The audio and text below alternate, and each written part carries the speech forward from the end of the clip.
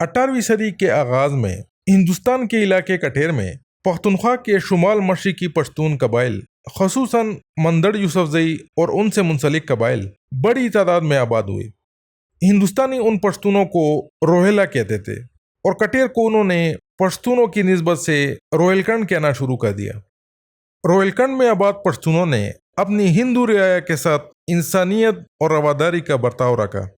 اس کی تصدیق East India company کا آفیسر ماؤنٹ اسٹوارٹ الفنسٹون 1815 میں کرتا ہے۔ الفنسٹون اپنی کتاب میں اس بات کا اقرار کرتا ہے کہ انگریز اور روہیلا ایک دوسرے کو پسند نہیں کرتے۔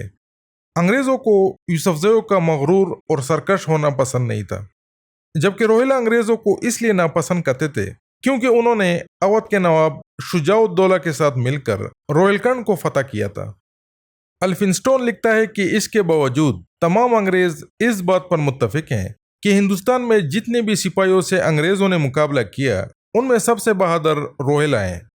اس بات سے بھی انکار نہیں کیا جا سکتا کہ روہیلا اپنی ہندو رعایا سے بڑا شفقت امیز رویہ رکھتے ہیں۔